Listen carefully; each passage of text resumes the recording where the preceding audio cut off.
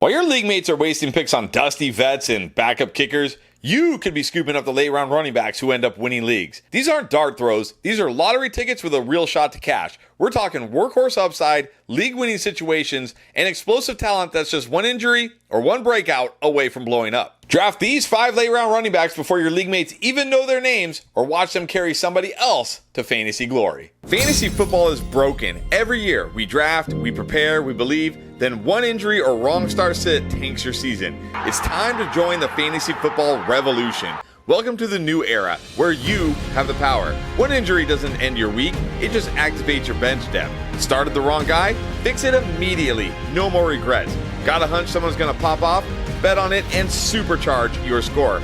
This isn't just fantasy football, it's the future, it's fair, it's flexible, and most importantly, it's fun. Go to draftlane.com/play now to join a free league or create your own. Let's start with Jordan Mason, who's currently going as a running back 38 off the board in fantasy consensus ADP. But all the reports out of camp are that Jordan Mason, at minimum, is going to be the goal line back, and there's a chance this is a relatively equal split.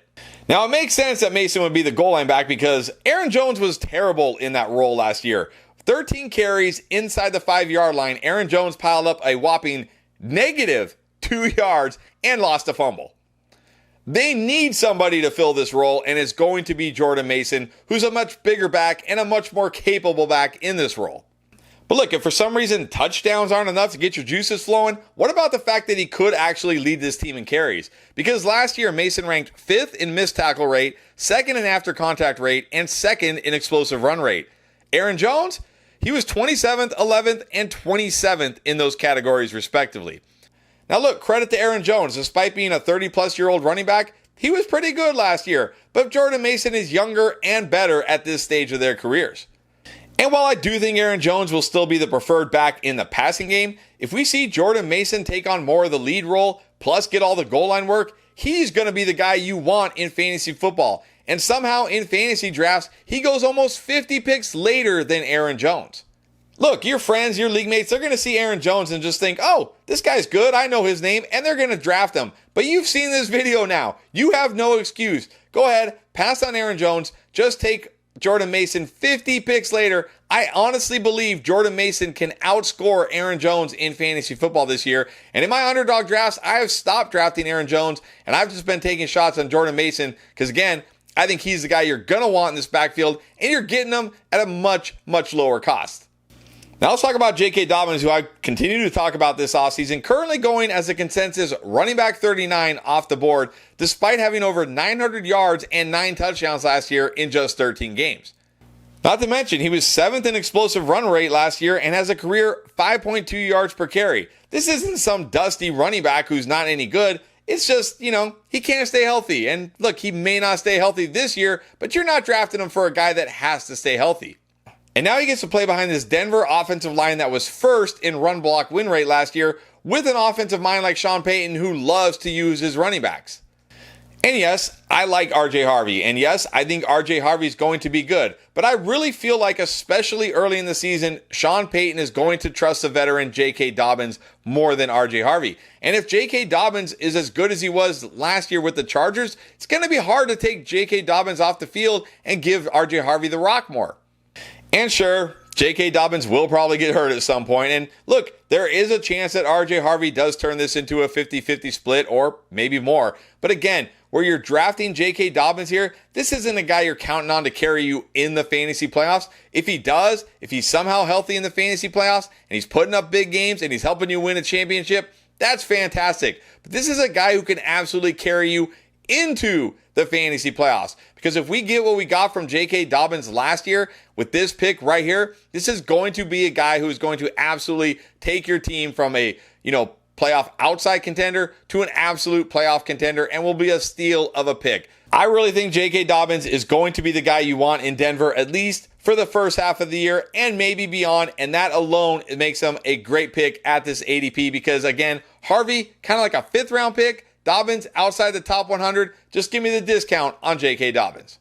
If you're itching to draft fantasy teams right now, don't wait. Underdog Fantasy has live drafts running all offseason with fun, unique formats, including their flagship Best Ball Mania 6, which will make multiple millionaires in 2025. Plus, pick'ems are already live for week 1. Just head to UnderdogFantasy.com, sign up with promo code ENDGAME, and they'll match your deposit up to $1,000 in bonus funds, plus toss in a free gimme pick. Now, last year was not a great year for Rachaad White, but this year, going as running back 41 off the board, yeah, I'm taking chances on Rachaad White.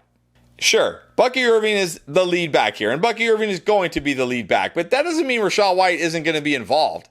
Because for all the knock on him as a rusher, and yeah, he hasn't been great as a rusher, he is still legitimately one of the best pass-catching backs in the NFL. Last year, he had the 9th most targets among all running backs and only dropped 1 pass all season. But what's really going to keep him on the field this year, especially in passing situations, is his pass protection. Because head coach Todd Bowles has already said he looks great in the backfield and is their best blitz pickup guy. Now, I know picking up blitzes isn't going to score fantasy points for you, but you know what it is going to do? It's going to score points with the coaching staff, and that's going to earn that trust and keep him on the field. And this year, entering a contract year, apparently he's lost 10 pounds. He looks quicker. He looks ready to go. I think we're going to see a motivated, better Rachaad White. Now, I'm not here to tell you that he's going to take over the lead job from Bucky Irving or anything like that, but I am here to tell you that, at a minimum, he's going to give you flex value because of his pass catching and his usage in this offense. So when those bye weeks start to hit or the injuries start to pile up, you can actually put Rachaad White in your lineup, unlike some other handcuffs. But I'm also here to tell you that if something does happen to Bucky Irving, we already know this guy can be a top 5 fantasy running back in this offense because he's been a top 5 fantasy running back in this offense when he was the guy.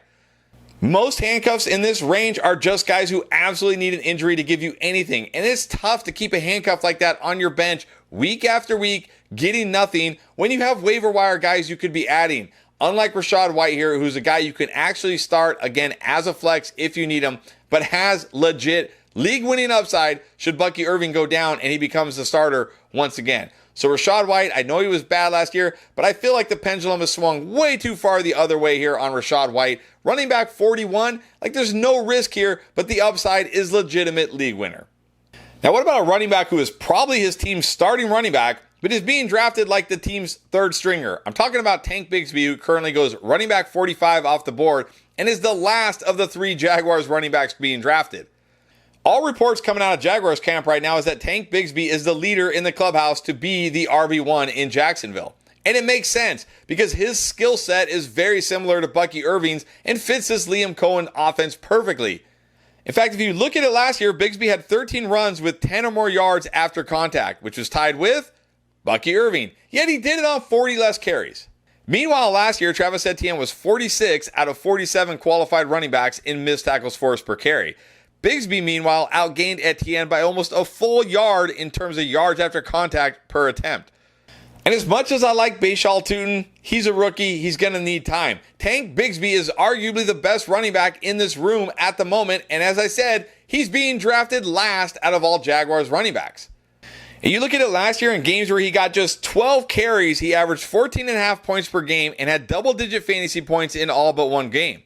We're talking solid RB2 numbers at RB4 prices. And again, we're just talking 12 carries. He could certainly see 12 carries every single healthy game this year. He could see 15 plus carries. And if he does, we're talking about a guy who could potentially be an every week RB2 that you're getting as a complete afterthought in your fantasy drafts. So again, your friends, your league mates, they're going to see Bashal Tutin and they're going to get the rookie hype. Or they're going to see Travis Etienne, recognize the name, and draft him. Just pass on both those guys, take Tank Bigsby late, and you potentially have a starting RB2 that you got basically for free. Let me ask you a question. Wouldn't it be great to draft David Montgomery like in the last round of your fantasy drafts? Well, this year, you might be able to. Now, I'm not talking about David Montgomery. I'm talking about Braylon Allen of the Jets. Because this guy truly is a sleeping giant in fantasy. And when I say giant, I mean literally. This guy is 6'1", 240 pounds, but he runs like he's a smaller back. He's got the juice. He had a 96 percentile speed score coming out of college.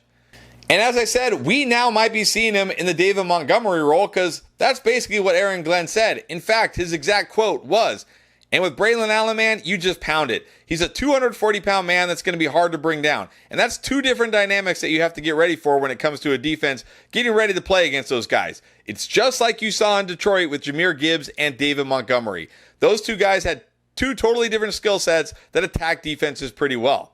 Now, we can't expect the Jets offense to be as good as the Lions offense, but we're getting Braylon Allen as the running back 54 off the board, which means in many of your fantasy leagues, this guy isn't even being drafted.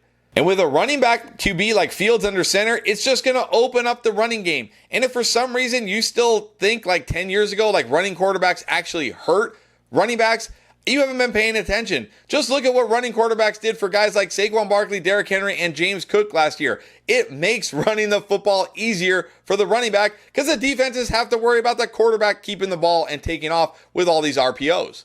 So we're talking about a situation where we're likely looking at a 1A and a 1B situation rather than a 1 and a 2 situation. A running back who's got the juice to hit home runs, he's got the size to get the goal line carries, handle the early down work, and a head coach who wants to utilize him. This is what you're looking for in fantasy. Braylon Allen could legit be a starting running back for fantasy teams every week of the season, and he's absolutely being ignored by your friends and by your league mates.